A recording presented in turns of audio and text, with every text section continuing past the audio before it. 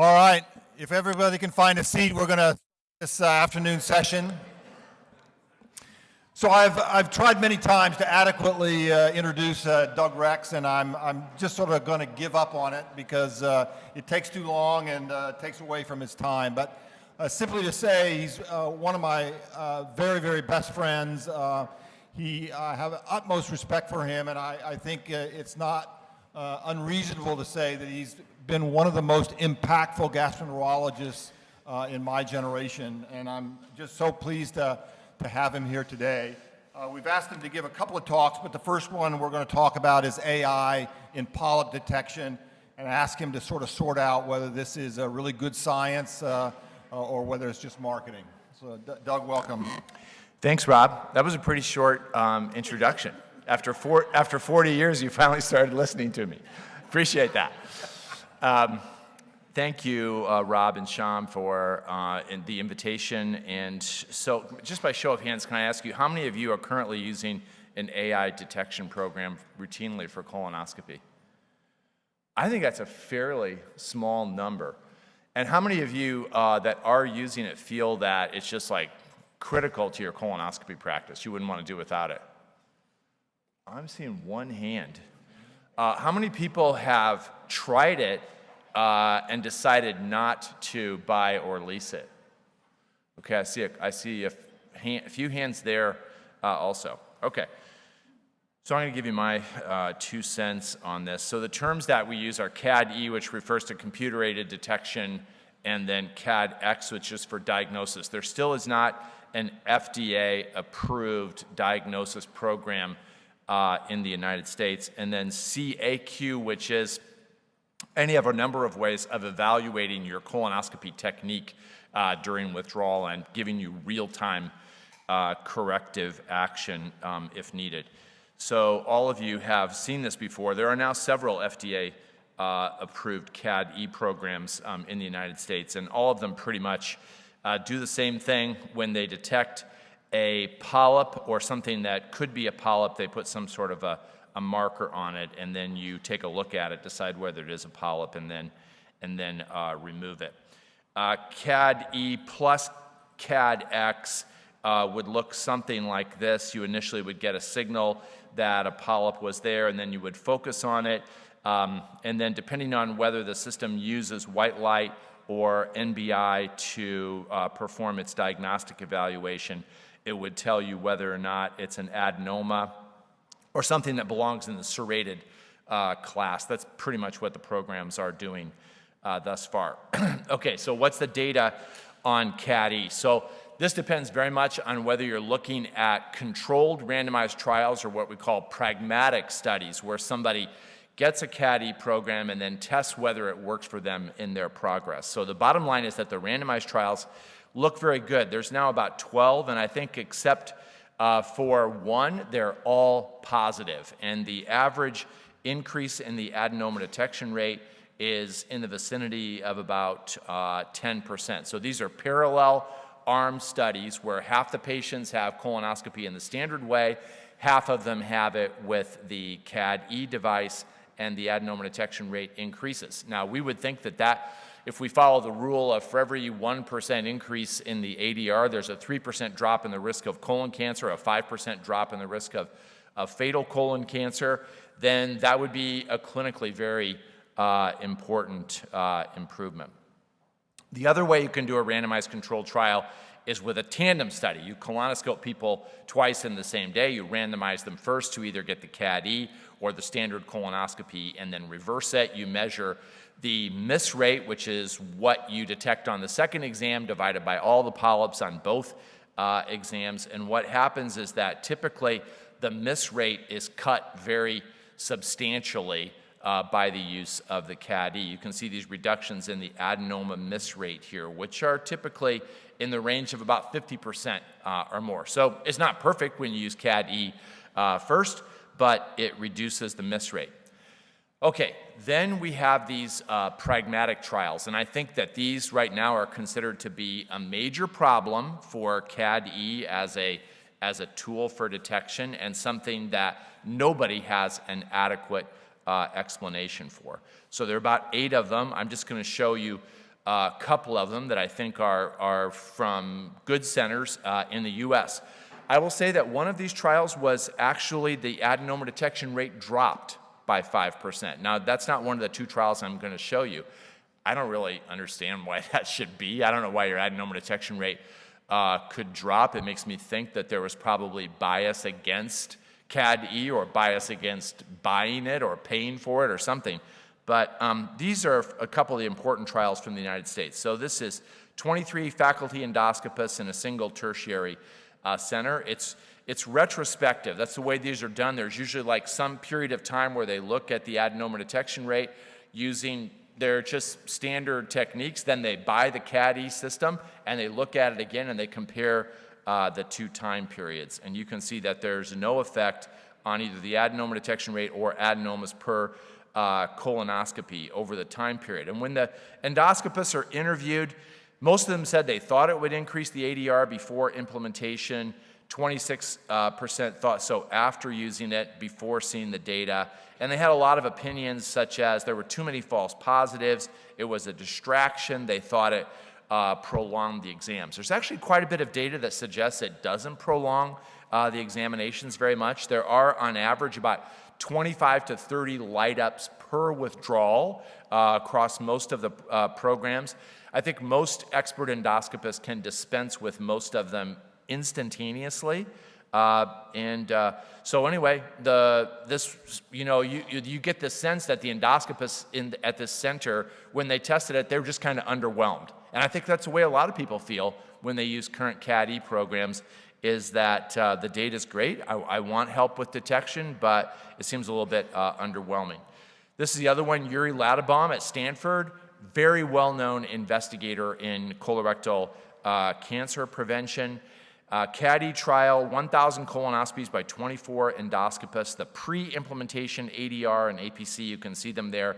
Essentially no difference numerically, actually lower during the trial period. So how do we resolve this? We have the situation where we have controlled studies that are consistently showing a benefit, and then pragmatic trials that I wouldn't say are all negative, but enough of them are negative that they've diminished somewhat the initial enthusiasm about the results of the controlled trials. And I think a lot of people sit around and talk about who's biased. For example, you can't be blinded when you're doing any endoscopic study on detection. So are the people in the controlled trials blinded by their knowledge of the device and their enthusiasm that causes it? Or are the people that are in practice doing pragmatic trials biased against it?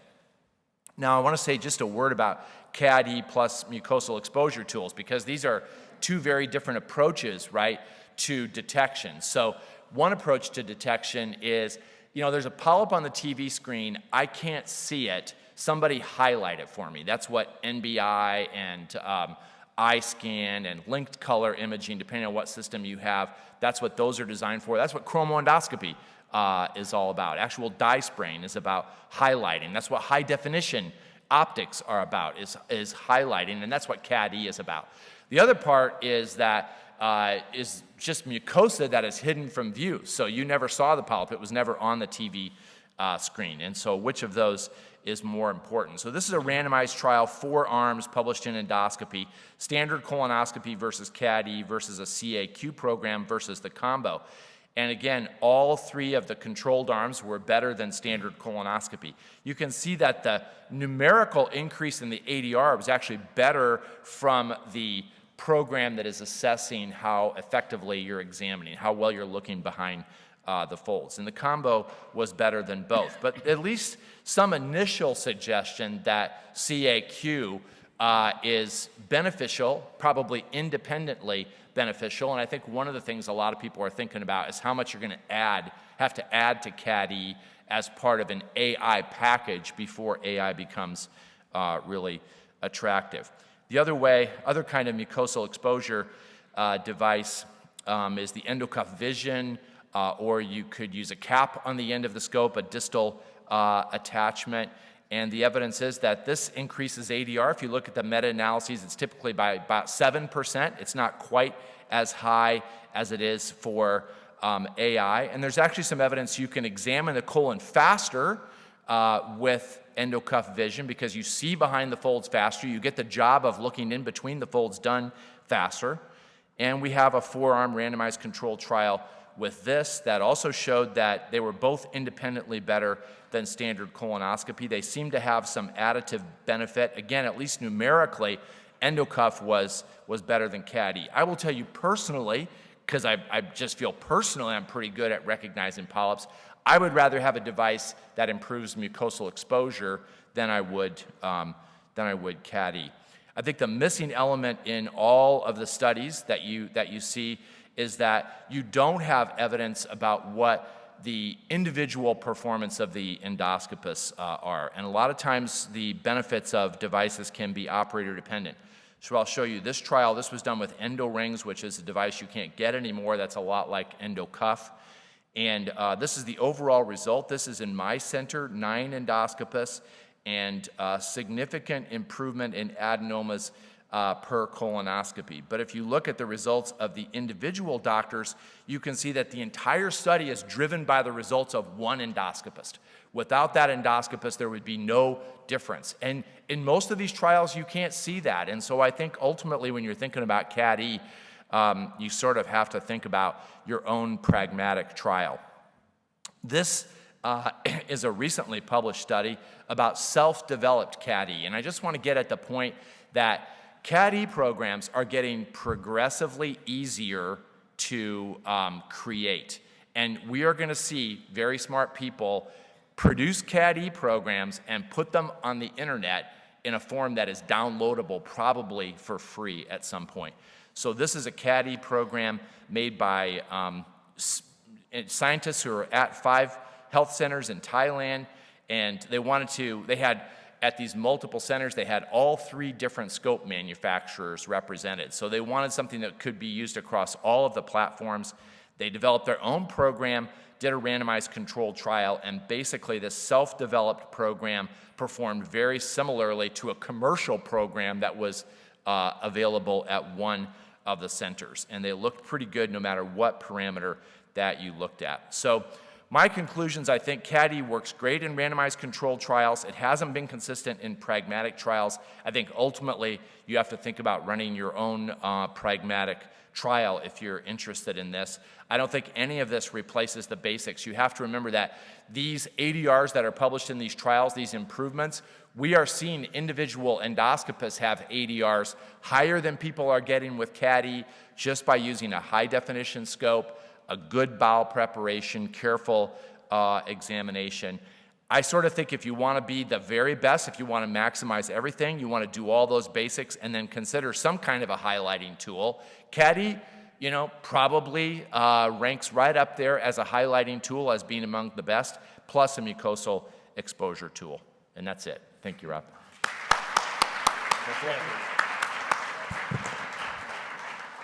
I love it. Always very precise and to the point. So thank you, Doug. Next, I'll reintroduce Dave Johnson. We've asked him to talk about oncogenetics in colon cancer, what the clinician needs to know now. So welcome back, David. Thanks. I missed you, Rob. I'm delighted to be here, and this is reflecting on my 3rd trip to Orlando in the calendar year 2023. The 2 prior trips were with sets of kids and grandkids, and I'm very much looking forward to being a lot cheaper this visit than the last 2 preceding trips, but thanks again for the invitation. This whole topic is something that I really wanted to put together because I didn't really understand it that well. And you get all these letters that come back, and really what does it mean and what do clinicians need to do about genetic testing, and this is as it relates to colon cancer today. So we put together a work group, and Rick Boland and Carol Burke, Sapna Singhal, and Matt Yergelin, who's an oncogeneticist at Harvard, Dana-Farber, are among the group, and we are in the final stages of the paper being potentially to submit. So I'm going to summarize some of the highlights there because it made a lot for me putting things together much more granular and clear. And so as a clinician, I wanted to share some of these experiences with you today. So I call it making sense out of alphabet soup. The guy I told you, Matt Yergelin, is such a brilliant guy. Where I have 26 letters in my alphabet, the dude's got 52. So I have to tell you, there's a lot of jargon here that I've tried to simplify and put it in perspective. So let's start with some focused questions. First of all, what does oncogenetics mean in the context of what are we even talking about, and what's evolved in genetic testing as it relates to colon cancer? Not only what's evolved, but what is needed, and what should be standard, and what are the options beyond standard going forward? What do germline panels mean, and what do they actually evaluate? And then the prevalence and interpretation, when we get these test results back, what are we going to do with that, and how do we handle those? And do we do it for everybody with cancer and colon cancer today, where is the focus, but really, or is it specific testing? And then what are the implications both now and for the future? And I'm going to come back and leave you with some clinical judgment as we conclude. First is, what does it mean? Well, oncogenetics really looks at understanding the genetic mechanisms of the cancer development. So the mechanistic way by which that cancer exists, the pathways. And with that, we get much more precise, right? We understand why the cancer developed in you as an individual rather than the disease of colon cancer, and that can be used by only, perhaps only for not just early diagnosis, but maybe even preventive strategy as we recognize these pedigrees going forward, and potentially then establish this personalized approach to a disease state that we really are still fighting to keep survival in a number of patients, even though we have detections that can find these. Well, let's put a little history perspective on it. It goes back and begins in '91 with the development of the ability to look at the APC gene, and that predisposes obviously to familial polyposis. '93, a couple years later, the development and the understanding of mismatch repair, in particular as it relates to Lynch syndrome. Initially, these three genes were recognized. We now have 5 that define that syndrome. In '93, '94, there were a host of other genes that started to exponentially be recognized as it leads to other polyposis syndromes and a variety of things that were tagged as it relates to mechanistically why these syndromes developed. Well, looking at the United States over the last decade, we've seen a dramatic increase in genetic testing as it relates to things from breast cancer on to a variety of things down to lung and all the others in between. But we've seen this progressive and steady growth. We're going to focus on colorectal, so this is the magenta or pink arm here, but just to say that we're starting to see a continued perpetuation of these incremental rises in genetic testing. So why is testing needed? Well, it's very simple. Let's do the math for Lynch syndrome. So create the scenario of when you talked to Dr. Murray talked about the prevalence of EGD and celiac disease. Let's do the math for Lynch carrier. Lynch carrier is estimated about 1 in 279 patients. It accounts for about 3 to 4% of colon cancers estimated.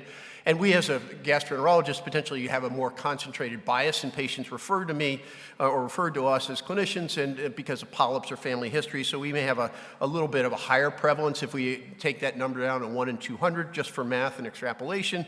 So carrying a Lynch diagnosis or a polyposis mutation, if we put this into a work example, and let's take a GI provider working 4 days a week, wouldn't that be nice? And 46 hours, 46 weeks a year, that would be nice as well. But 12 half-day clinics a week, 4 sessions, and the number of patients here, 48, 15 endoscopies on the days where you're not in clinic, 2 sessions a week. So you start to put this math together, and you would say at that type of schedule, we should anticipate 1 to 2 hereditary patients per month with Lynch syndrome. 12 to 24 a year. If you take a practice as in ours is 10 providers, that would be 120 to 240 patients. I'll ask you in your practice, where are those Lynch patients? So what should be the standards and what are the options going forward? Well, one of the standards became, as we alluded to with the development of testing for Lynch syndrome, we have non-polyposis, and that's really the provocative here is looking at Lynch syndrome, and certainly I will tell you the standard of care is molecular testing by microsatellite instability or immunohistochemical testing should be the standard of care in your hospital. It's been the standard of care echoed for the last decade or more, but that's what we do in reflex testing at all colon cancers. If you're not doing that in your institution, you need to really talk to your pathologist because you're behind. But that leads us to then, with that signal, we test germline testing for Lynch syndrome, and then there are polyposis syndromes. Obviously, the FAP was one that was the first in the foray of development of genetic tests. But then we've got a variety of tests now for both adenomatous and hamartomatous syndromes. So the menu of genetic tests goes very much exponentially, and recognizing that these are syndromes that now have genetic pathways that we can identify. Let's go back to the MSI and immunohistochemistry. What's the difference? Well, both these tests actually measure MMR, the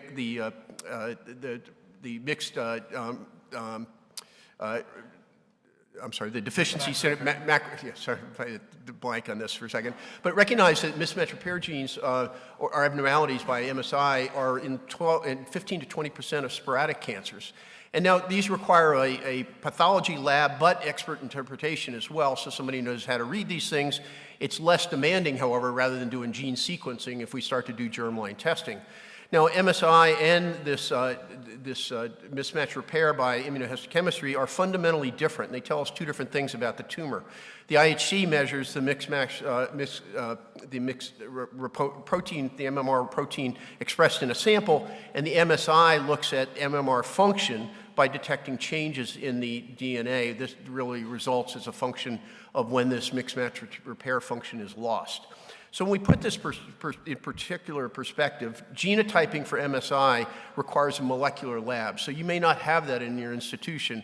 And IHC has a primary advantage over genotyping because of this. And it's available on routine services with pathology, and it doesn't require this molecular genetics laboratory testing. If we look at performance characteristics, both MSI and IHC have very good sensitivities, and specificities are a little bit more variable, but still quite excellent. We'll talk about that. Just an example of IHC staining, this is looking at the 4 of the genes for mismatch repair, but looking at these in a positive and negative stain, this one's pretty easy for a pathologist to look at and register.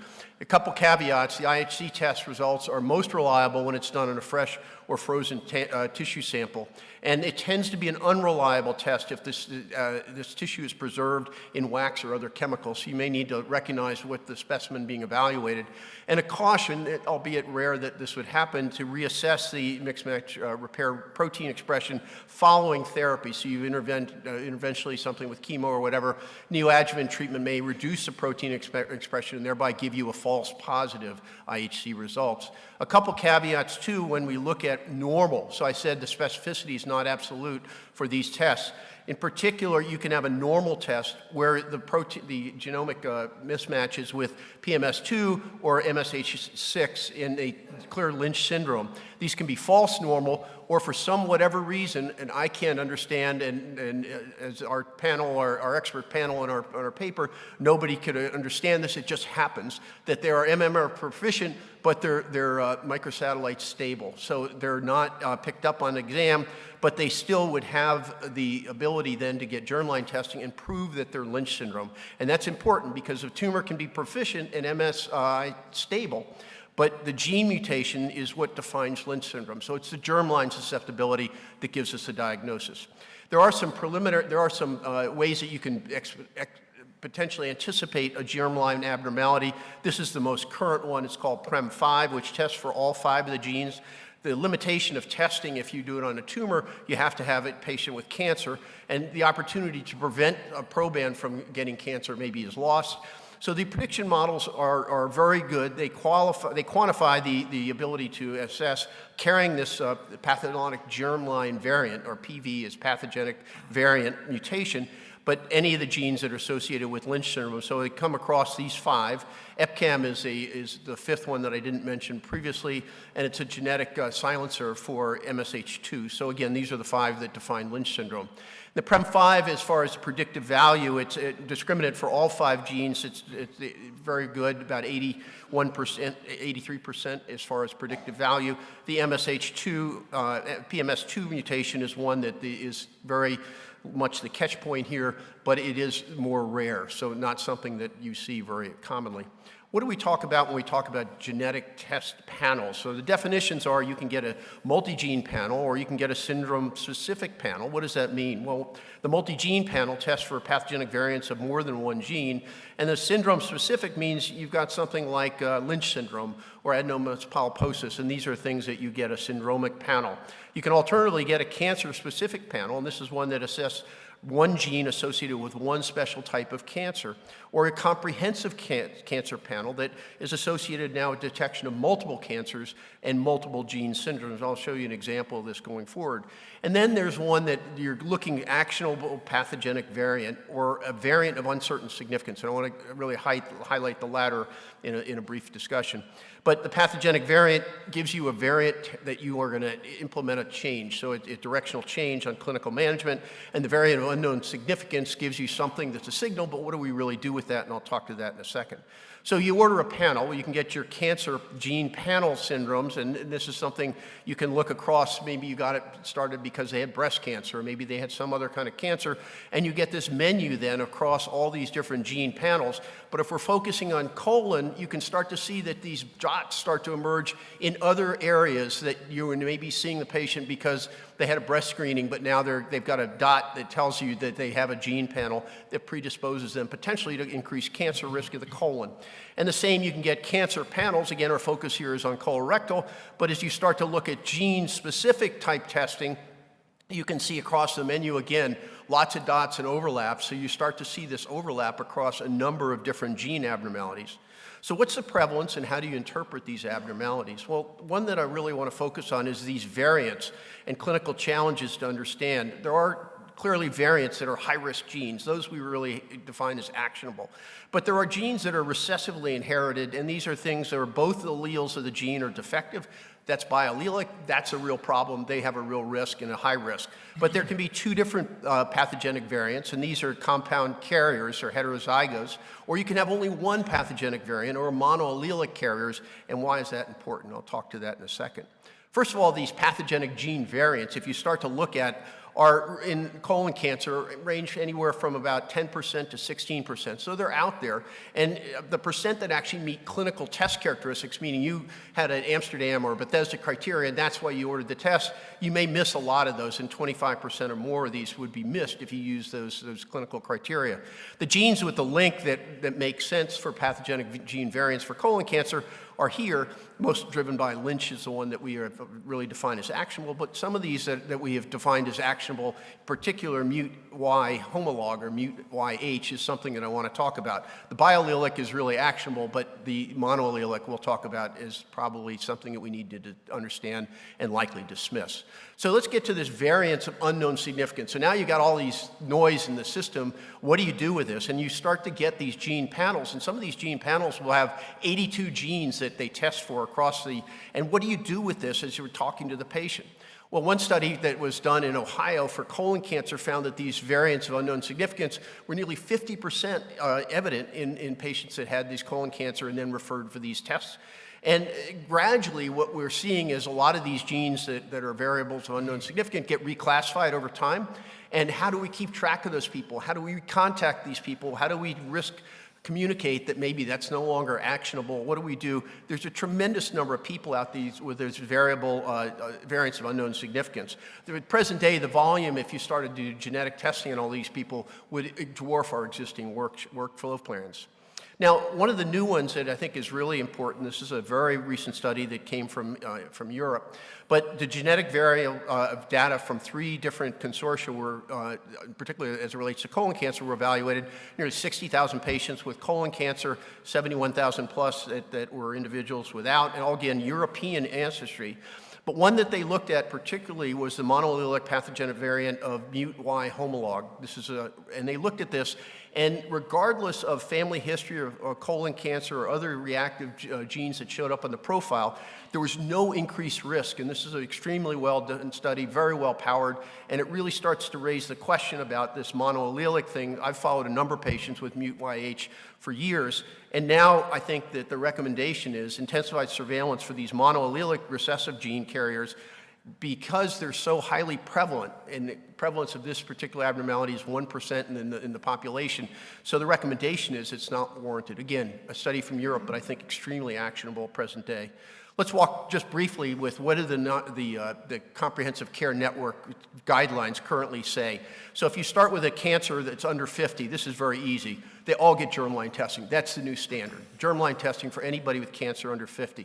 If they don't, or you don't have this available, or you just don't know what to do, you do your germline testing, and it suggests the MSI and IHC is positive, then you again, because it's a reflex test, do your germline testing and see they get genetic testing.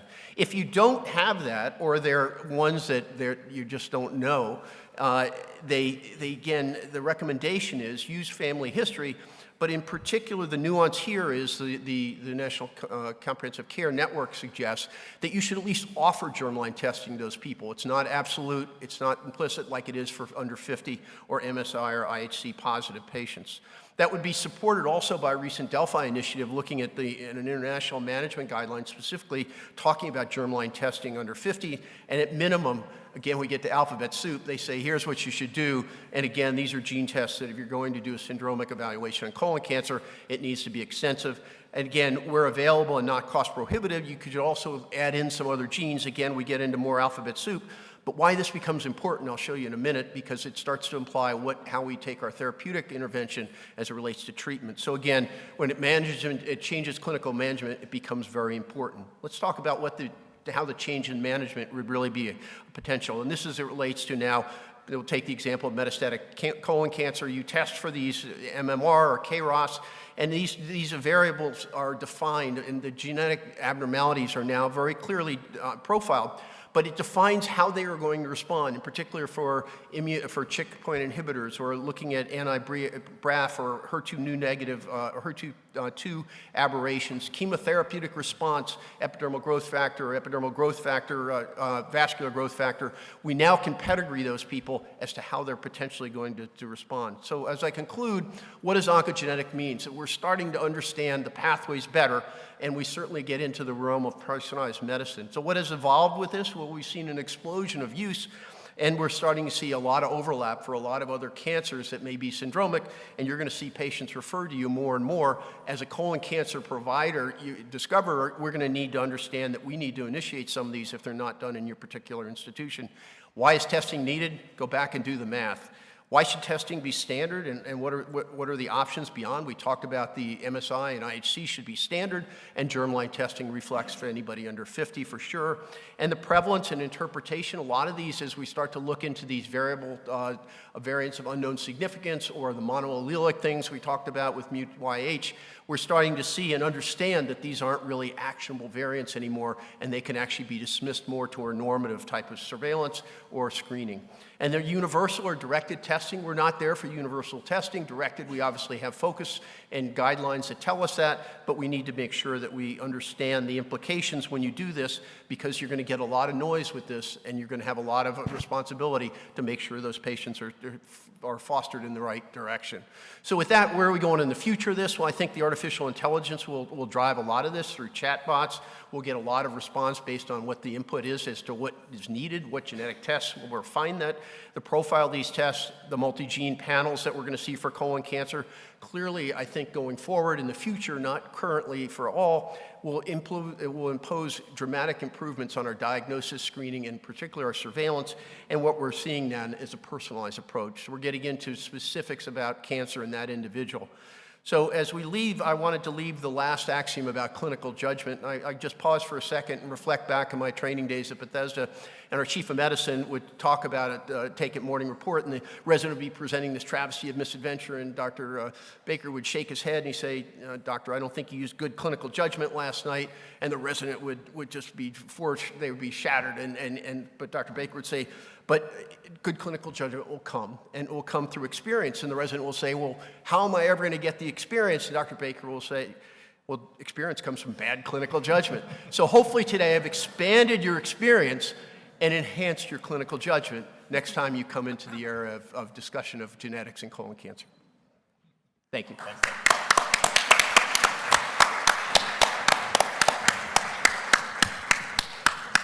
Okay, so Dr. Rex is going to come back up to the podium and talk about the rise of the cold snare polypectomy. When do you use it? So thank you, Rob. So the reason we do cold snare polypectomy is because it's safer, right? We've learned that the complications of polyp resection, for some reason I'm in the middle of the talk, so I'm going to zoom back up here, are the result of electrocautery. And when you're out in practice, you want to be good.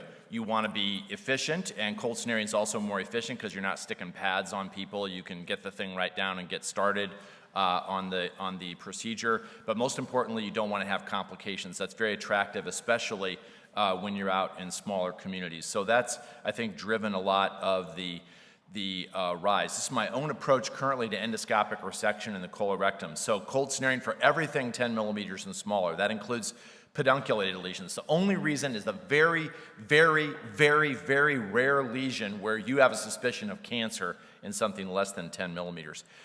3 millimeters or smaller, it's still okay to use cold forceps. How many people use cold forceps for very tiny polyps? Okay, I would encourage you to not do that. Because although they're equally effective, if you just use a cold snare for everything, then you just got, one less device, that much less cost, that much less plastic waste.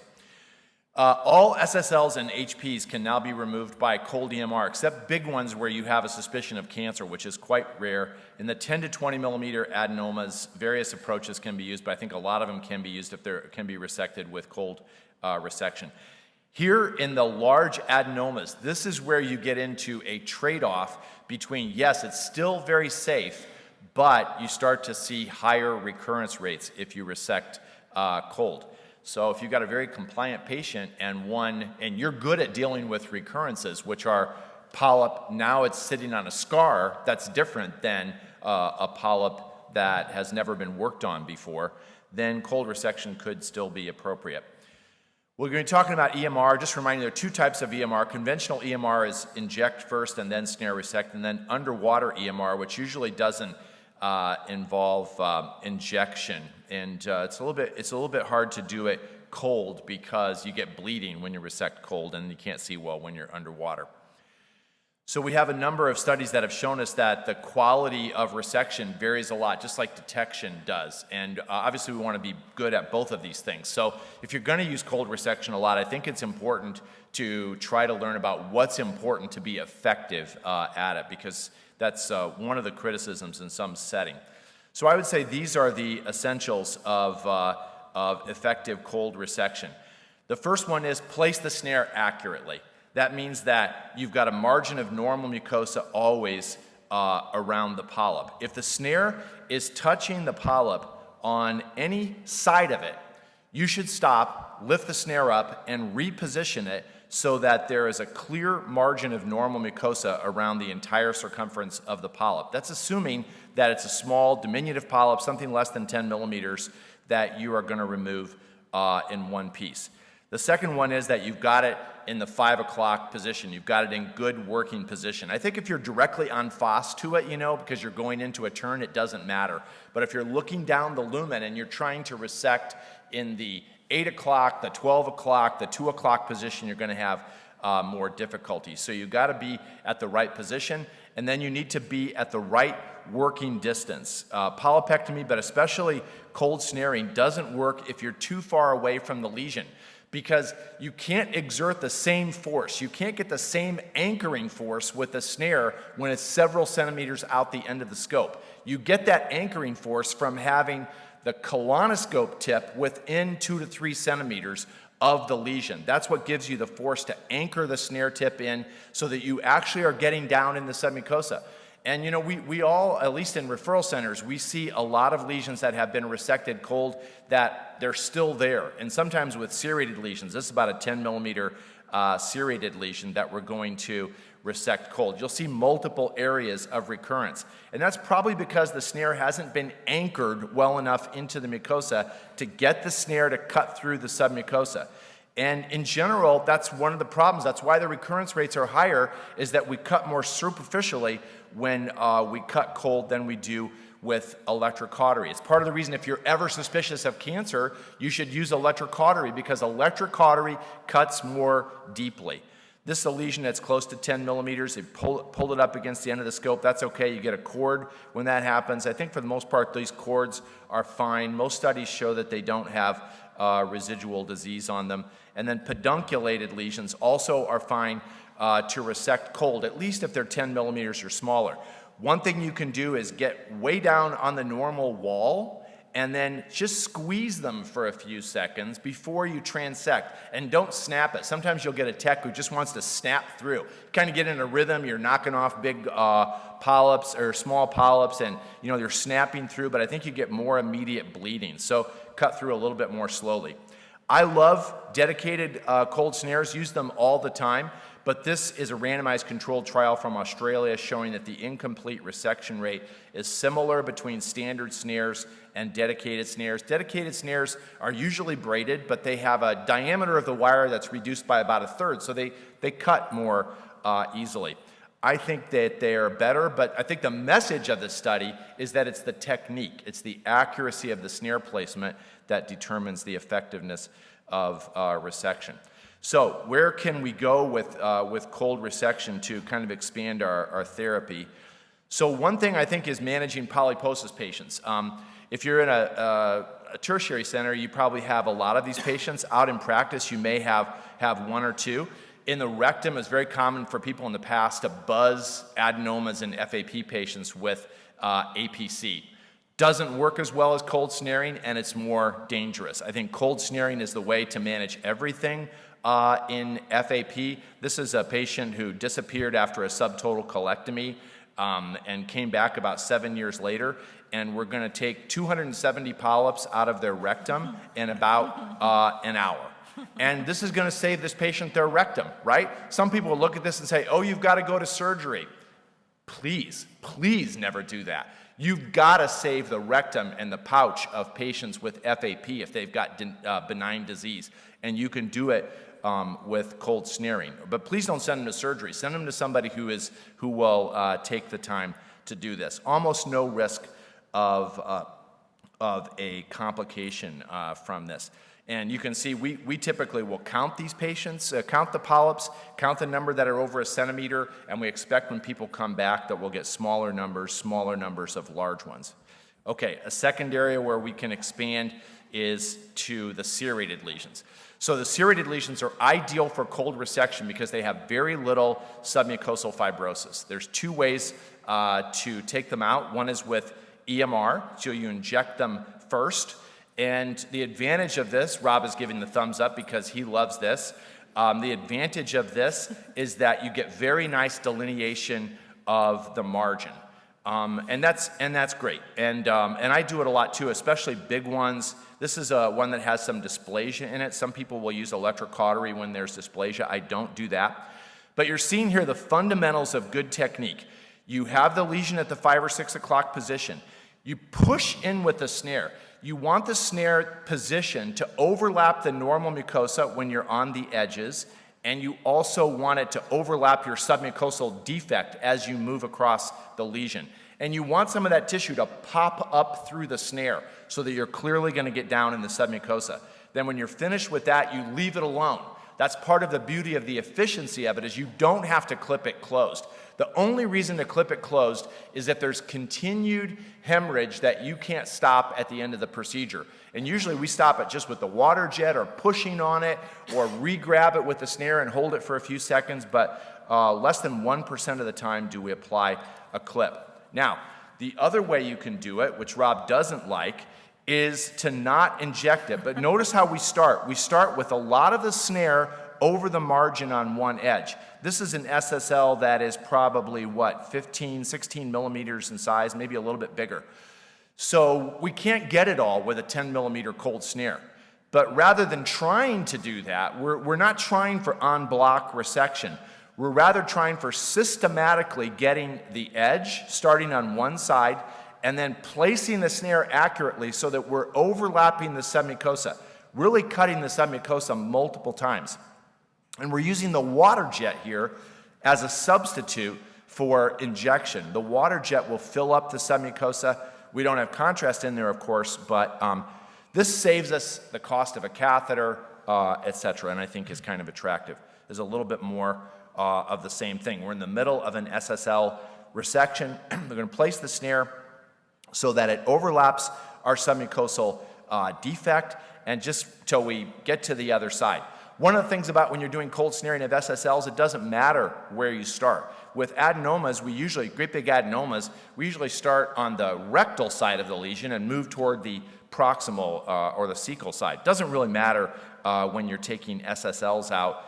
It'll work from whatever approach. But again, you can see how puffed up that submucosa is just from the use of the water jet blasting into that submucosa. There's no injection here before the procedure.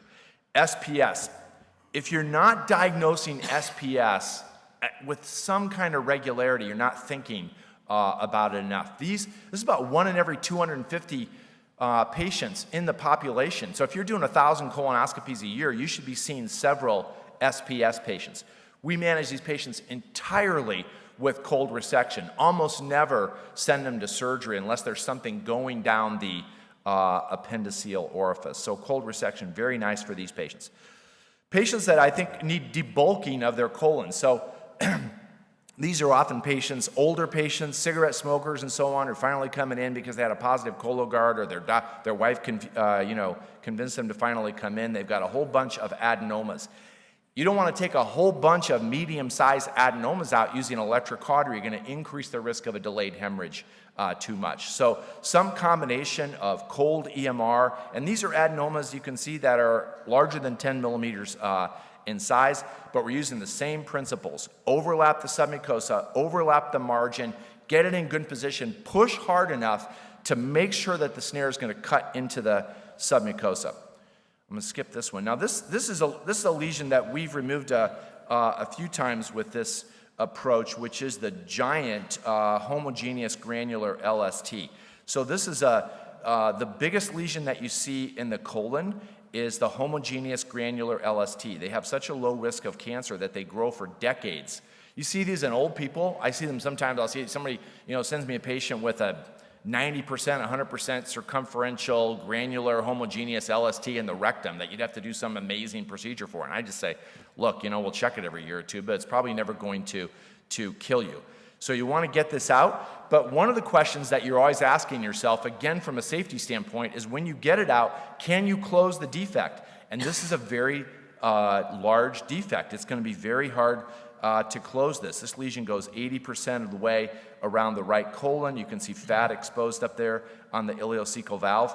So this is the group that has a higher recurrence rate. You know you're going to have a very significant chance of recurrence, but if you think your patient is compliant, you get through the first session, the resection, with essentially no risk, no need for closure, no need for clipping, no need for X-tack. And then the patient is going to come back in 6 months and you take care of the recurrence. Here's another one of these very large granular lesion in the right colon. It takes a little while to do this with a cold snare, and I usually still say with a 10 millimeter snare, notice that overlap, notice the pushing to get the thing anchored, get down into the submucosa, and here is the lesion as we get to the end of it, this enormous defect. It's kind of puffed up from the injection, so cold EMR. And then this is it 6 months later. And there is a small recurrence. If you use your electronic chromoendoscopy and your magnification, that's the normal scar. That is the recurrence right there. But it's tiny now, right? It's not a 90 millimeter lesion. So we can take this off, use electrocautery, close the defect. We got through the whole process with essentially no risk of complications. So I think these are some of the perfect situations to do this. 10 to 20 millimeter lesions, I think we don't have enough data on these. It's a group that's sort of been ignored in the pilopectomy literature, but if you have any suspicion of cancer, bigger pedunculated lesions, bulky lesions, then probably should use electrocautery. The serrated lesion's fine for cold EMR. This is our own study for 6 to 15 millimeter polyps, and across the full range, cold snaring using basically this technique was completely effective. What are the times we should use electrocautery? Well, it depends somewhat on morphology. The upper left, this granular homogeneous LST, that's a candidate. This is a non-granular lesion, smooth surface, but it's flat. It has a very low risk of cancer too. You could potentially remove this cold. Once you start seeing big nodules, you need to think about electrocautery. And if you have a non-granular lesion with pseudodepression in it, absolutely electrocautery and when possible, en bloc resection, because this has a significant risk of cancer. So here, small bulky lesion. I typically would not try to resect this cold, but rather use electrocautery. Here is nasty looking morphology. You see this kind of thing. This is likely to be cancer. Poor surgical candidate, so we did underwater EMR, which allows you to take out lesions up to 25 or 30 millimeters or so without using, or doing it en bloc.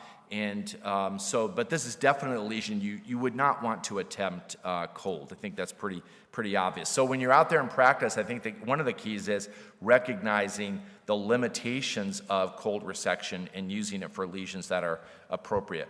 Large pedunculated lesions, still resect hot. I never put anything on these stalks before we resect them. Always resect them with low power forced coagulation current, low on the stalk, so that you maximize the distance between the head and the resection line. Maximize the distance that if there's cancer in the stalk, you'll have a clear margin, and then clip it afterwards.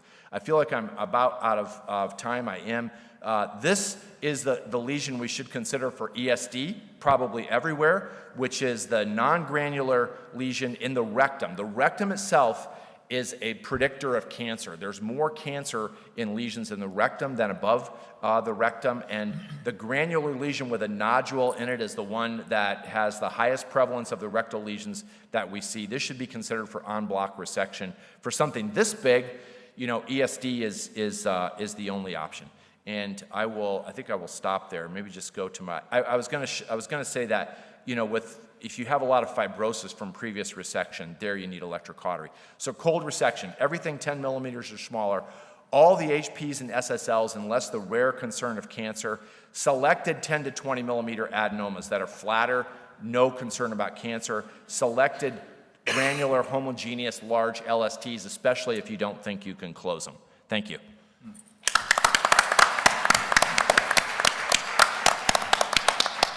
Thank you, Doug. So our last speaker for this session is Professor Raju. He's a wonderful friend from MD Anderson, a professor of medicine at MD Anderson. He's sort of this careful, thoughtful, wonderful sort of human being. And he's passionate about colon polyps and managing them, and particularly about clipping. So we've asked Raju to come and talk about preventing delayed bleeding after removing colon polyps. Welcome, my friend. Thank you, Rob. Thank you, Shyam. It's good to follow Doug, but it's tough to follow Doug.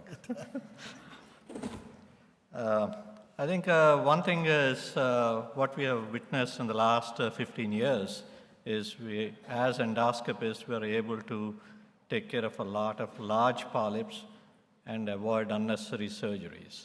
I think that's one thing we have achieved in the last 10, 15 years. But the problem is when you remove large polyps, especially when you use electrocautery, there is a risk for delayed bleeding. So when you look at different studies, the risk of delayed bleeding is around 10 to 15%. And especially when you're resecting a large polyp, 20 millimeters or more, and polyp located in the proximal colon, that is proximal to the splenic flexure, is a high-risk polyp for delayed bleeding. In addition, you also want to look at, what type of patient are you resecting. Elderly patients are at higher risk. If they have more comorbid conditions, again, high risk. And as these patients get older, they all tend to develop atrial fibrillation. They end up on antithrombotics. So that increases the risk as well. We've also learned from two groups, one from Australia and the second one is from Spain. They have shown how do you predict the risk for delayed bleeding. When you look at age, comorbid conditions, size of the lesion, and location of the lesion, and in addition, whether you're able to close a defect completely or not, they've used these various parameters and given a scoring. So if you have a large lesion in the right colon and you're not able to close the defect, you should be worrying about the possibility of delayed bleeding. And if you look at the scoring, if they have a score of 7 or 8, you're expecting between 10 to 20 or sometimes 30% risk of delayed bleeding. So how do we reduce the risk of delayed bleeding? And nowadays we can actually quote to our patients, given the devices that we have, that the risk for delayed bleeding can be reduced to about 3 to 4 or 5%. We have data, especially a lot of studies on clips, some data emerging on the use of sprays as well as gels. So I will focus on clipping, and clipping does reduce the risk for delayed bleeding. And we are lucky to have some large studies and meta-analysis with our over 3,000 patients showing that clipping does reduce delayed bleeding, especially high-risk lesions, especially lesions in the proximal colon, especially lesions that are larger. This is another concept that I would like to focus on. When you clip, should you completely close the defect, or could you get away with a little bit of a partial closure? I want to thank Doug. Actually, Doug came up with this concept almost 10 years ago. What he has shown in a retrospective study was that full closure reduces the delayed bleeding compared to partial closure. And this was substantiated by a recent randomized control study where they've shown that full closure versus partial closure. Partial closure is not any beneficial compared to full closure. It's almost similar to no closure. So if you completely close the defect, your risk for delayed bleeding comes down to 2%. If you do apply some clips but do not close them completely, then the risk still remains at about 10%. So I want to take you back to this study. It published about 20 years, close to 20 years ago. And you can see this is the specimen of a large flat polyp resected. And if you look at this is a submucosa. And this, in the deep submucosa, you have multiple vessels, veins, arteries of different sizes, and then a lot of smaller vessels. And why is this important? So let us look at another important lesson from this study. As the diameter of the polyp increases, the number of vessels in the base also increase. So this is why when you do a partial closure, you do not have the benefit of reducing the delayed bleeding. So when you want to close a defect, close it completely. That is for reducing delayed bleeding. So when it comes to clip operation, the instructions are very important because your assistant is helping you with the deployment of the clip. So the clip comes in a closed position. There are 3 important commands you would give. And the first one is you ask the assistant, once the device is in the field, you ask the assistant to open the clip. And the next is once you close the defect for the closure, you ask them to close. And then make sure you tell them that they should not deploy the clip until you say deploy the clip. And once they deploy, they will actually close it firmly. That would actually deploy the clip. So all the clips that are currently available have the reopening function. And by going through open, close, and deploy, and not to deploy until you say deploy, will allow you to deploy the clip properly. So that's a very important concept. And if I have a new assistant, I actually go through the steps so that they do not fire the clip prematurely. So in terms of the choices of clips that we have, there are different sizes, 11, 16 to 17, and then there are some clips which are 21, 22 millimeters in size. I prefer to use a 17 millimeter. A 22 millimeter clip is quite large, but it is quite weak. The blades are not as strong, So stay with a 17 millimeter clip. And the reason I want to stay with a 17 millimeter clip is I can go deep into the submucosa so that I could actually achieve hemostasis. Recently, Boston Scientific came up with this clip called Mantis clip. I do not have any conflicts of interest, but I wanted to share something. That is, this clip has, they used a different a metal that is much stronger, and it would avoid the clip from bending as you're trying to close large defects. So I want to talk about another concept that is deep approximation. What do I mean by deep approximation? So here, there is a defect that's been closed, and you see the gap. There's a gap between the two blades of the clip. This is what I call a superficial closure. This clip is not going to be effective because it cannot go deep, and it is going to fall off very quickly. And we looked at the section of the colon, and when you apply a clip superficially, you're not going to get deep into the vessels, and you may be wondering why the patient had bleeding despite your closure. So here, this is deep approximation. You don't see any gap in between the two blades, and by allowing a deep approximation, you're going to get deeper and able to get the deeper submucosal vessels. So how do you achieve deep approximation when you apply a clip? So here is a clip, and every clip that is designed, when you close, the clip actually retracts.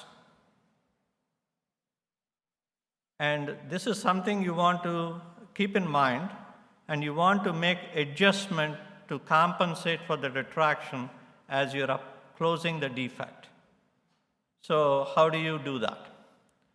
So as you are closing the defect, make sure you ask your assistant to close the clip very, very slowly, and that will allow you the time to either push your scope forwards or the clip forwards to compensate for that retraction, and then get a deep approximation.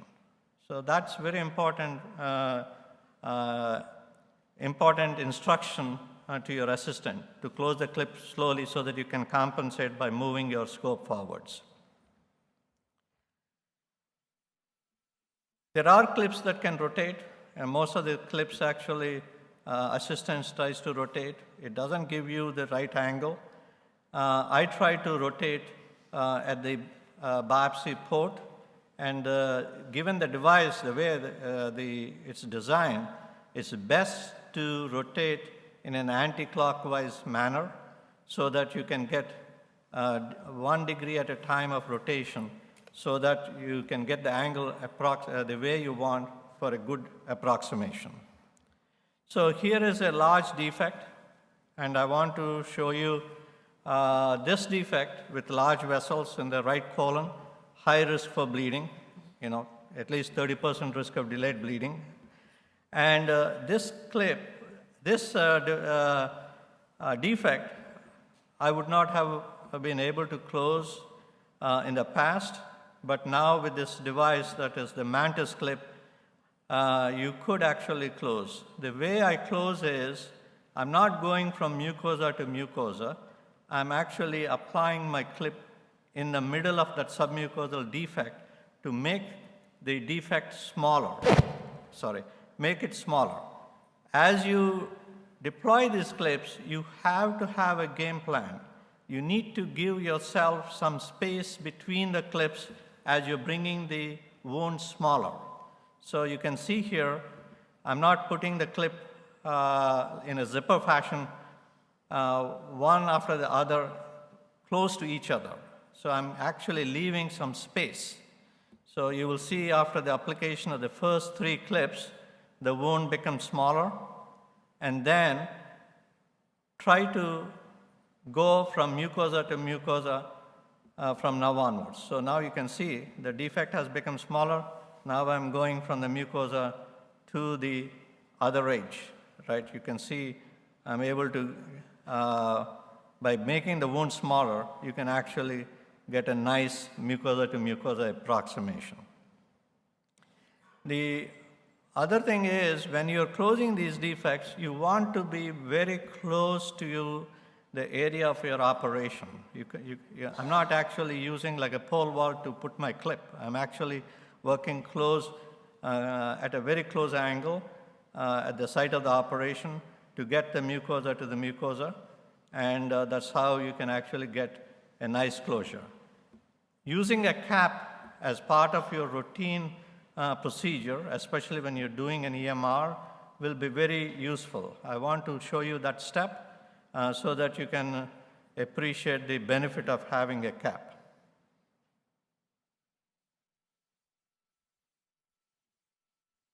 So what I do is once I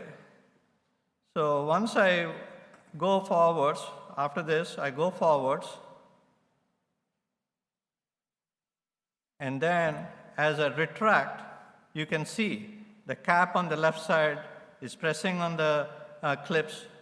That allows me to actually make the wound bring itself to a favorable position for the next clip application. So that's something useful when you have a cap. The cap can be used against the previously placed clips as a retraction tool so that you can actually close the defect nicely. It's also important, after you finish the closure, you want to take pictures on the mucosal side as well as on the anal side as well as on the cecal side to assure that you actually did a complete closure, mucosa to mucosa on both sides.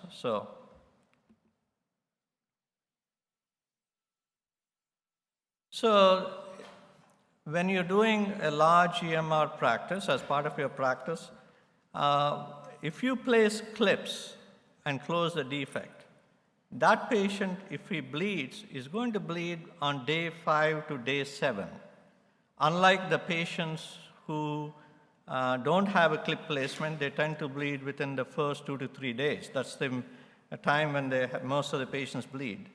So when you do a large EMR, I tell my patients to avoid international travel or going on a cruise so that they can actually, if they have a bleed, they can be taken care if they are inside the United States. So in summary, EMR, especially large polyps, proximal lesions, have a high risk for delayed bleeding. We have data to show that clip closure prevents delayed bleeding. And if you want to close, try to close completely. That has been shown to be the best way, since partial closure doesn't get you the same result. And when you're working with an assistant, your instructions should be very clear. Open, close, and deploy, and they should deploy when you say deploy. And try to get a deep approximation of the wound with clips to achieve the end result. Thank you.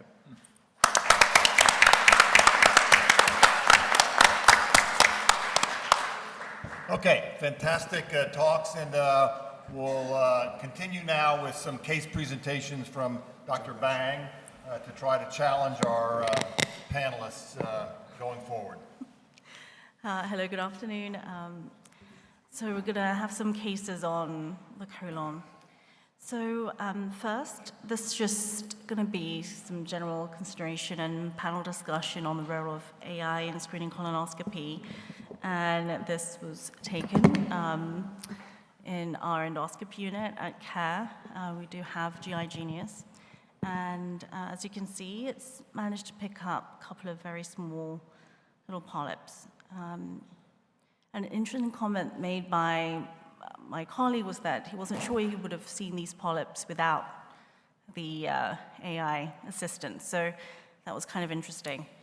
So my kind of points for discussion with the panel is, just with the increasing studies being performed regarding role of AI in screening colonoscopy and some of the conflicting data that's coming out, what is the real impact of AI/computer-aided detection in screening colonoscopy, and whether we think this should be made standard of care and be available for use by all endoscopists who wish to use it in ambulatory endoscopy centers. So we can start with Doug. Well, I would say that, so if you look across the AI studies, you see that the increase in detection has occurred largely in small polyps, and people are often critical of that. And that's true of almost all studies that look at mechanisms of detection. I don't generally think it's a problem, because when we look at the association of ADR with prevention of colorectal cancer, we are looking at all the adenomas that are detected, the great majority of which are small and diminutive, but ADR still works really well. Probably it's a reflection. We've seen a very nice study from Switzerland in 200,000 patients of how ADR correlates with the detection of advanced lesions.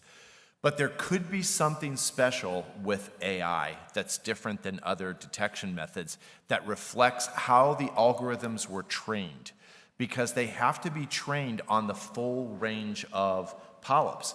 And, for example, the first program that came out was trained on the polyps from that methylene blue trial that was done in the US and Italy.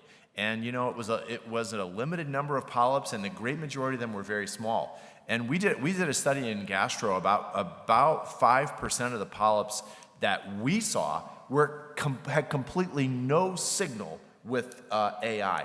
And this is particularly true of very flat, large lesions. The bigger it was, obviously the more important you want to detect it. But yet there was no signal from the AI, because it wasn't trained on seeing that kind of lesion. And it may require a lot of training to make it ready. So there could be a unique criticism about it. I don't think you can say it's the standard of care currently. I think it's the standard of care to measure your ADR, and that you need to be above the threshold, or you need remedial work, and you ought to be trying to get to 45-50% in screening patients by one mechanism or another. But I don't think you have to say that this has to be the mechanism. And sorry, long-winded answer. Guys? I think the real advantage is in the low ADR providers, and that's the boost that I think is discriminant. And I'm surprised in the high ADR providers, even still, they still seem some benefit, at least in most of the studies. But I would think it in particular in a practice that you have a remedial program, that this is something that could be adjunctive for the low ADR detectors. Yeah, I did just participate in a meta-analysis that showed that the gain was about 3% higher in people with ADRs below 40% than people with baseline ADRs above. But there was an improvement for high ADR people too. Yeah. It just makes so much more sense. What you articulated, I think, very, very clearly is you've got computer-aided detection of polyps, and then you've got computer-aided sort of detection of the exposure to the colonic wall. It makes more sense to me that you emphasize the exposure to the colonic wall. If you use AI detection, you don't separate folds, you don't look around corners, it's obviously not going to help. Whereas if you expose all of the colon very, very carefully, it seems to me that that's the most important part of polyp detection. Well, I mean, I think both things are important. And we all have had, somebody say in the room, I've got one tech who is unbelievably good at seeing polyps. Yeah. And, he sees a polyp every once in a while that I was going to go by. Mm-hmm. So I think they're both there, but I agree with you that the biggest problem in detection, and probably the one that improves advanced lesion the most, is that mucosal exposure thing. And that's like I said, I'd rather have a mucosal exposure device than a highlighting device. So Doug, one of the questions would be AI defining the size of the polyp better, because that changes surveillance. And we're terrible generally using the the open biopsy technique and say that we're our guess on the polyp size. But I think that AI could change, you know, an 8 millimeter polyp, maybe it's an 11 millimeter polyp, and surveillance just the opposite. So I think you may change surveillance intervals if you had more accurate definition and sizing. Your thoughts? Well, I mean, I do think that sizing, it would be better if it was standardized. There are a lot of errors. There's a lot of bias. You know, upsizing probably occurs in order to bring people back at shorter intervals.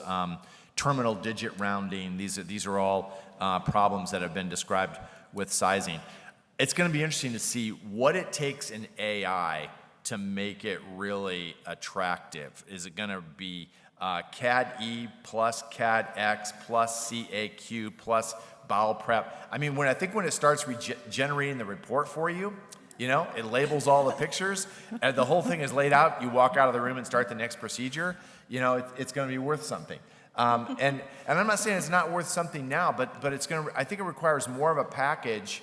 And I also wish that the companies would deal with it in the same way that they dealt with like NBI. You know, I wish they just packaged it into the systems and it became part of our standard approach. But everybody seems determined to sell it separately and make a buck off it. The other, to finalize, maybe on that point, the other downside of AI incorporation in practices is when you start to look at histologic assessments and the idea of resect and discard based on AI, I think we have a built-in negative effect for most private practice gastros have a pathology lab, and there's a disincentive if you're going to start to throw stuff away and not use labs, and I worry that potentially could hinder some of the uptake in some centers. Well, I mean, CAD-X is not going to get approved in the U.S. on the basis of resect and discard. It's going to be probably approved at some point as an adjunct to imaging, in the same way that other things are approved, and people are going to use it how they want.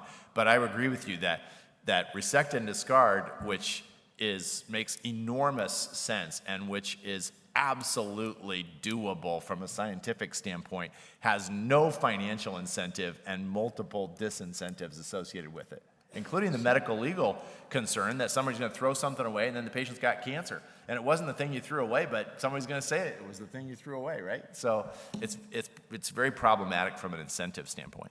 So Okay. I just wanted to share something. I tell my fellows, when you have a patient that comes in for screening colonoscopy, mentally you should be saying to yourself, I'm screening the colon, right? That's my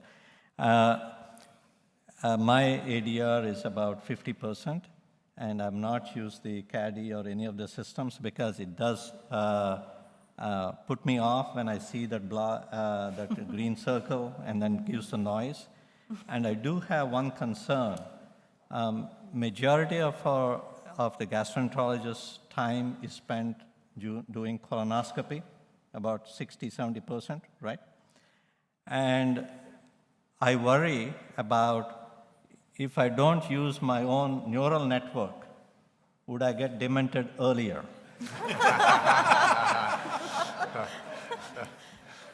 All right, I don't want to talk about age-related dementia. You need a fecal transplant now. Okay, thank you very much.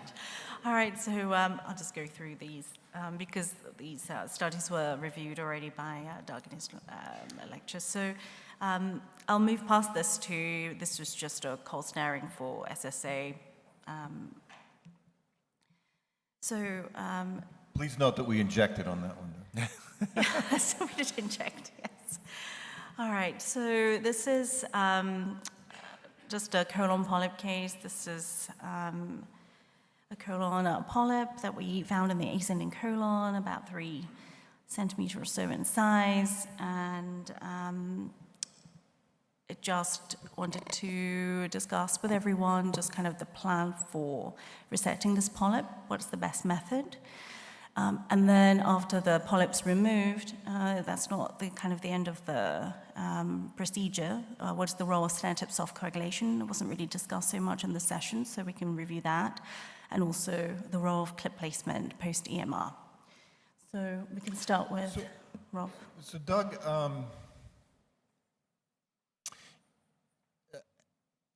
how safe is underwater EMR in these large, bulky lesions? I appreciate what you say, that the lesion gets bigger if you inject into the submucosa.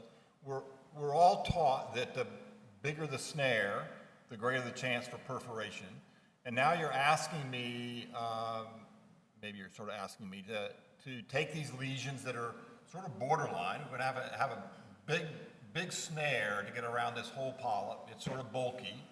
How safe really is grabbing something like that with a big snare and doing it underwater? Well, I mean, I'll say first of all that I don't think this is a good candidate for cold resection because it's bulky. If you inject for it underwater resection or for on block resection? for cold resection, I don't think. No, I don't. Yeah, but I think underwater. So the question now becomes: is it really important to get it on block? Because I think it would be reasonable to do it either underwater or by conventional EMR. I mean, first of all, I'll say I haven't seen the whole lesion, but I didn't see anything on it that makes me real concerned that it's got cancer in it. You know, you want to look as best you can on the other side of it. It's got a little dip, you know, up toward the far end of it from where we are. That little dip, a little bit in morphology, but overall it's kind of bulky. So I, however, am not like wild. If I don't think there's got a fair chance of cancer, I am not crazy about trying to get everything on block. I know some people are, but I'm not one of those. The whole thing that you're saying, though, about snare size and risk of muscle injury, all of that literature comes from the conventional EMR literature. And I think when you're going to go for something on block underwater, overall the underwater EMR literature from a perforation standpoint looks outstanding. I mean, the rate of perforation is not increased. So there's something that really happens when you go underwater. If you see that thing float up, you can take a big snare, and you have to have a big snare because you're trying for an en-bloc resection. One of the mistakes that you can make when you're going for an en-bloc resection underwater is to choose a snare that's too small, and then you don't get around the thing. You want to have enough snare to get around it. But with lifting, I know whether there's submucosal fibrosis or not. It doesn't lift. When you do underwater, you don't know what the fibrosis situation is. Is that correct?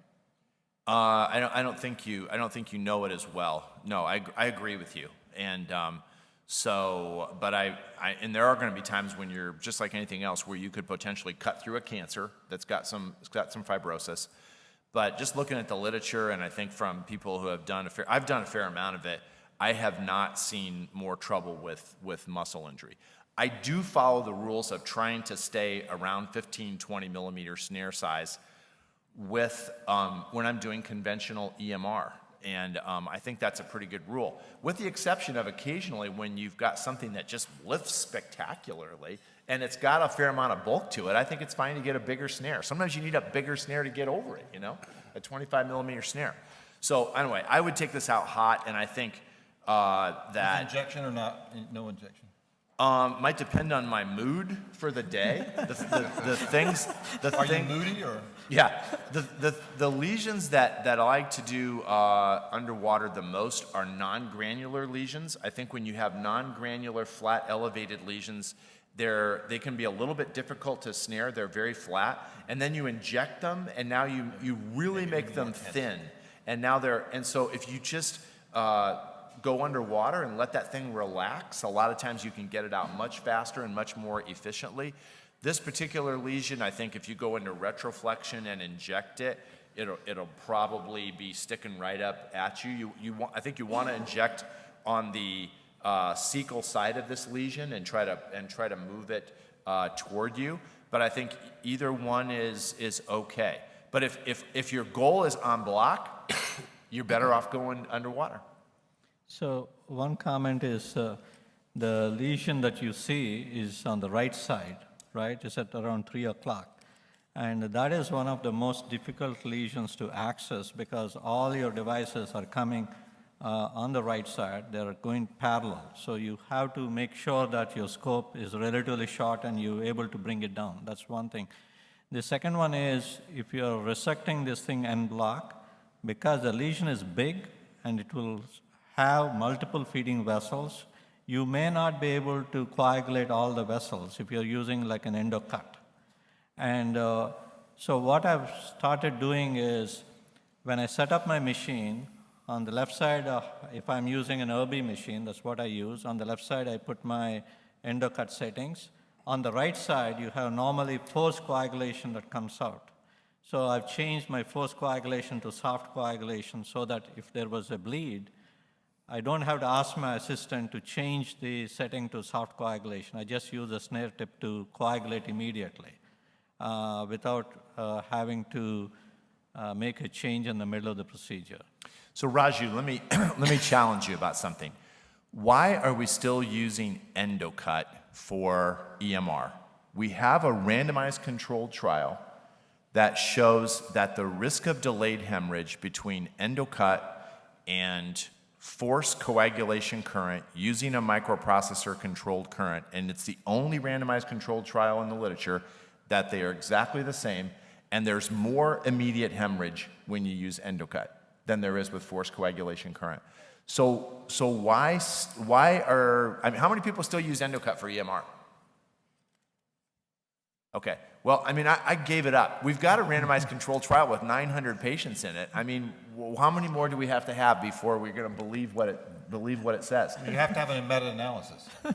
It's always required. We did a few more randomized trials. We did a meta-analysis of, And then we found one study that qualified for our, but there's, I mean, endocut, you know, that the concept of using cutting current and the need for your soft coagulation current, which is a function of using cutting current, you know, it comes from old fixed output generators in which it seemed from uncontrolled studies that if you use forced coagulation current, you got more delayed bleeding. And if you used cutting current, you got more immediate bleeding. We'd all rather have immediate bleeding. I agree with you. Sure. But that's not what you know, now we're mostly using microprocessor controlled rigs and, you know, the risk of delayed bleeding.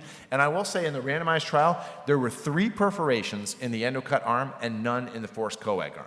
And I believe, because I have had my share of perforations during EMR, you know, over the course of my career, but I'll say overall I get less muscle injury than, for example, Michael does, and less perforations. Maybe I'm not using as big of snares. But I think when you're using endocut, the tech has no chance to feel the muscle. You got muscle in the snare, bam, you're going through it, just like that. You got forced coag, sometimes they'll say, something's wrong. I cannot get through this tissue. And you've got a chance to regroup, maybe reopen the snare, and not cut the muscle. Now, you know, perforation is not the end of the world, but all I'm saying is there's a randomized controlled trial that showed multiple advantages for forced coagulation current using a microprocessor controlled generator. Is anybody uncertain about how Doug stands on endocut versus forced coag? Let me start over. Okay, did we answer all the questions? So, Well, yes. So are you going to piecemeal that? So Yes. you're going to use a hot snare. So we ended up, I did end up doing a conventional EMR, hot snare, Okay. and I used endocut setting. And actually it's very interesting how Doug was, you know, very passionate about the muscle injury, because you will see that actually we did end up having a little bit of a muscle injury with this, because as you'll see, there was a central portion with a little bit of submucosal fibrosis, which I wanted to resect to make sure there was no recurrence, you see here. And despite our effort of, you know, injecting again, closing the snare around this area and, you know, kind of moving it around, there was a little bit of a, so it's not a full perforation, but you can see there's a little bit of an exposed muscle there. So whether using forced coag would have made a difference, I don't know, maybe. So, I mean, that muscle looked to me like it was exposed but not cut. I don't know if can you show it again? Was it actually cut? It was cut. Because normally when you have a type 3 muscle injury, whereas you've actually cut it, then you get a gap between the two lines of muscle. Right, yes. It wasn't full-on perf, but you can see there was muscle a Yeah. little bit exposed, but not a full-on perforation, no. So I would call that a type 1 muscle injury. The muscle's been exposed Exposed, but yeah. not cut, and great. Yeah. No Okay. problemo. There we go. All right. And then, yeah, sorry. I'm sorry. So, again, I don't want to fixate on this, but what do you think would have happened if you had removed that underwater? I think it would have gone great.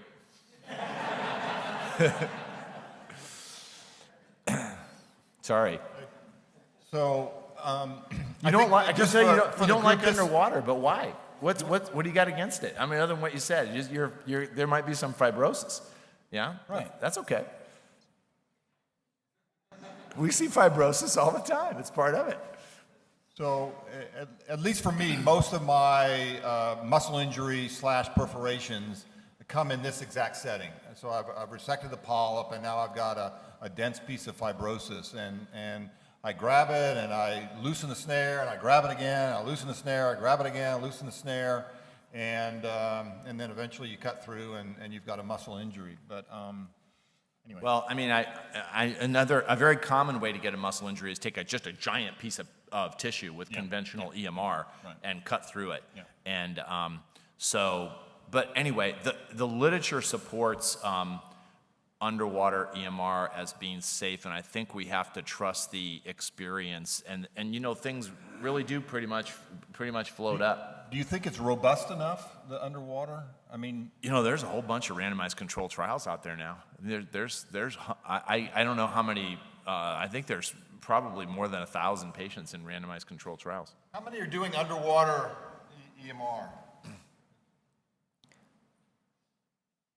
I see no hands. You know, I still do a lot of conventional EMR myself, but what the literature clearly shows comparing underwater to conventional EMR is that your chance of an en-bloc resection is higher because you're not making the lesion bigger. So the question becomes, if your tools for en-bloc resection are ESD, underwater EMR, tip-in EMR, have you done tip-in EMR where you make a little incision on the cecal side of the lesion, anchor your snare tip there, and then bring the snare back? There isn't very much data about that. And then the FTRD device. I mean, the FTRD devices, so up to about 15 to 20 millimeters, FTRD is really nice when you need an en-bloc resection. Between 20 and 30 millimeters, I think underwater is fabulous. And if you look at the data on the depth of the submucosal resection when you do an en-bloc snare resection, you know, it's very steady. Whereas ESD, what actually is happening is people say, oh, ESD, I got it out en bloc. But if you look at the depth of the submucosa, it's going like this, because you're at different depths during the dissection. So I think, you should have it in your toolbox. So, Doug, it boils down to whether we can cut the polyp completely, a benign polyp that is cut completely, whether it's en bloc. What do you mean by cut completely? That means removed completely? Remove the polyp completely Yeah. so that your edge looks clean, your base looks clean. It doesn't matter whether you cut it in piecemeal fashion or en bloc fashion. As long as you cut completely, your recurrence rate is going to be very low. The question comes is for somebody who's starting EMR in the early part of their career, first thing is they need to learn how to figure out whether the polyp looks benign or not. And if it is benign, if they're afraid to do these large en bloc resections, they can still get good results by doing a piecemeal resection, which tends to be safer in the right colon. You agree with that? I would agree with that, but underwater can be done piecemeal too. I'm just saying that it's a valid approach to large lesions, and I'm not arguing for it, except in the setting where you think there's an increased risk of cancer and you want to go for an en bloc resection, but you don't want to take the time for an ESD, and the things under 30 millimeters, Right. it deserves strong consideration in that setting. For sure. So let's go on with this case. There's a few more aspects that we want to tease out, and then Yeah, so this is a different lesion, but I just want to show the concept of snare tip soft coagulation. So while the video is playing, I was wondering if I could get some input from the panel about snare tip soft coagulation after conventional EMR. Do you perform it regularly, sometimes, all the time? I believe that it's the standard of care if you used electric cautery and removed a lesion piecemeal to perform snare tip soft coagulation to the edges. So I do it every piecemeal resection with electric cautery, even underwater. There's no data with underwater. I still do it. But conventional also, And- just like you're doing. And from cost issues, you advocate the snare as opposed to APC. Well, and we just did a randomized controlled trial that was just published. That was a and- segue into that. Yeah. So STSC and APC were both effective compared to no treatment, but numerically STSC was more effective, and cost, hands down, it's the winner. So STSC is right now is the preferred treatment. Yeah, and then the data to support the use of snare tip soft coagulation comes from Michael Burke's group. It was a randomized trial of patients, 416 lesions who were randomized to either snare tip soft coagulation versus no treatment. And basically, it cuts down your polyp recurrence at 6 months surveillance follow-up to 5% compared to 21% recurrence rate in the control arm.